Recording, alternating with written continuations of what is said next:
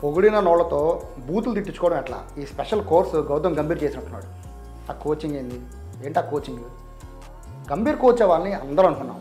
నాతో పాటు ఎంటైర్ భారతదేశం గంభీర్ కోచ్ అయితే మొత్తం ఏదన్నా ఒక మాయ చేసేసి టీమిండియాకి మొత్తం world cup, T20 world cup, WTC మొత్తం ఛాంపియన్షిప్ అన్నీదే చేస్తాడనే ఫీలింగ్లో గౌతమ్ గంభీర్ ఇచ్చిన ఎలివేషన్లో బిల్డప్ అట్లా ఉంది. ఎందుకంటే వీరేంద్ర సెహ్వాగ్ కానీ గౌతమ్ గంభీర్ కానీ కోచ్ అయితే ఖచ్చితంగా టీమిండియా అనేది మోస పద్ధతిలో కాకుండా బస్బాల్ ఏదో అనుకున్నాం ఇంగ్లాండ్ది ఆ టైప్లో ఉంటుందేమో ఆట అనుకున్నాం. సరే కోచ్ అయ్యాడు కదా అని చెప్పి అందరూ కూడా అప్రిషియేట్ చేశారు. గౌతమ్ గంభీర్ అయ్యాడు. రాహుల్ ద్రావిడ్ వెళ్ళిపోవడం వరల్డ్ కప్ అంది చేరిపాడు కాబట్టి T20 పెద్ద అతని మీద పెద్ద మైనస్లు ఏం లేవు, ప్లస్లు ఎక్కువ ఉన్నాయి. గౌతమ్ గంభీర్ కోచ్ అయ్యేటప్పుడు ఇచ్చిన బిల్డప్ ఎట్లా ఉండేది తెలుసా? సెలక్షన్ కమిటీ దాంట్లో వేలు పెట్టడం, కోచ్ నాకు పలానోడు కావాలనడం, టూర్స్కి పలానోళ్ళు కావాలనడం, ఫ్యామిలీని టూర్స్కి తీసుకెళ్ళొద్దని చెప్పడం, పెద్ద లిస్ట్ ఒకటి పెట్టాడు. ఆ లిస్టులో గౌతమ్ గంభీర్ చెప్పింది చా తప్పకుండా పాటిస్తేనే నేను కోచ్ తీసుకుంటానని చెప్తే మొత్తం అందరం కూడా వాళ్ళ ఆటగాళ్ళకి వీడు పెట్టిన బొక్కలో రూల్స్కి ఏం సంబంధం అనుకున్నాం. కానీ సరే ఎంతైనా సీనియర్ ప్లేయర్ కదా, పైగా KKRకి కష్టాలు ఉన్న KKRకి కప్పులు తెప్పించినాడు, తోపు తురుము అనుకున్నాం. కోచ్ అయ్యాక నేను మాట్లాడగా మీకు ఒక స్టాటిస్టిక్స్ చూపిస్తా. ఎందుకంటే పొద్దున్నుంచి ఇది చూసి గంభీర్ అన్న నువ్వు దయచేసి ఎప్పుడు వెళ్ళిపోతావన్నా అనిపిస్తుంది. చెప్తాను చూడండి. కోచ్ పదవి తీసుకున్న వెంటనే శ్రీలంకతో సిరీస్.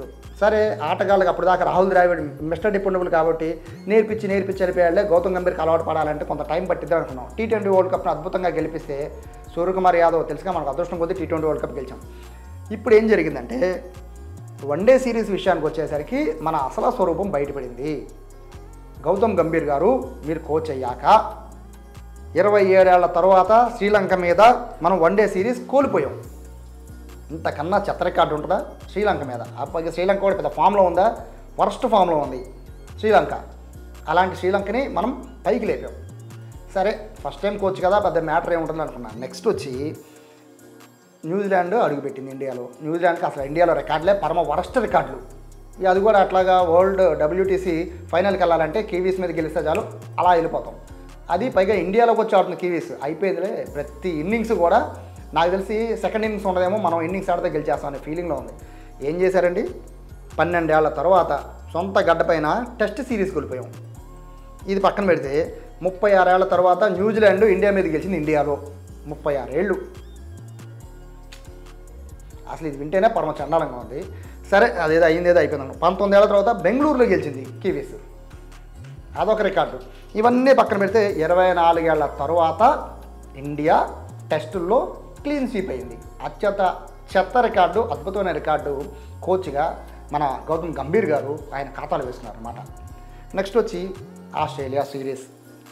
ఆస్ట్రేలియా సిరీస్ గురించి చెప్పేది ఏముంది? నాకు తెలిసి ఈ వీడియో చూసిన ఎవరికి కూడా ఆసీ సిరీస్ మీద అసలు ఏమాత్రం హోప్స్ లేవు. ఎందుకంటే న్యూజిలాండ్ మీద అంత వరస్ట్గా ఆడావు, ఇండియా మీద. ఇక ఆసీ మీద ఏముంటుంది? ఆ పిచ్చిలో ఆడతాం మనం, మెల్బోర్న్, సిడ్నీ పిచ్చిలో మనం ఆడగలమా? సరే ఏదో ఉంది కదా, గంభీర్ కూడా ఎందుకో నామకే వాసి. మన రోహిత్ శర్మ అట్లాగా 11th ప్లేయర్ లాగా ఎట్లా ఆడాడో సేమ్ అదే. అంటే మనకి 10 మంది ప్లేయర్తో ఆడాం కదా, 11 ప్లేయర్ పక్కన పెట్టి. అట్లాగే కోచ్ గారు కూడా ఉండి లేనట్టు ఉన్నారనమాట. గౌతమ్ గంభీర్ గారు రాగానే 13 ఏళ్ల తర్వాత మెల్బోర్న్లో జరిగిన టెస్ట్ సిరీస్ 13 ఏళ్ల తర్వాత ఓడిపోయాం మనం. మంచి రికార్డు ఆస్ట్రేలియా మీద, అది కూడా పోయింది. 10 ఏళ్ల తర్వాత బోర్డర్ గవాస్కర్ ట్రోఫీలో 2 టెస్ట్ మ్యాచ్లు ఓడిపోయాం. ఎంత మంచి అవకాశాలు.